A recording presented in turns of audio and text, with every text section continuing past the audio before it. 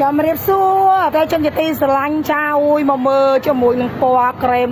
ម៉ាក់មីសយុធីនិងរ៉ូម៉ាន់ទិកយុធីបងអើយនិយាយពីថាគុណភាពមិនបាច់ទប់ទេល្អមែនតើ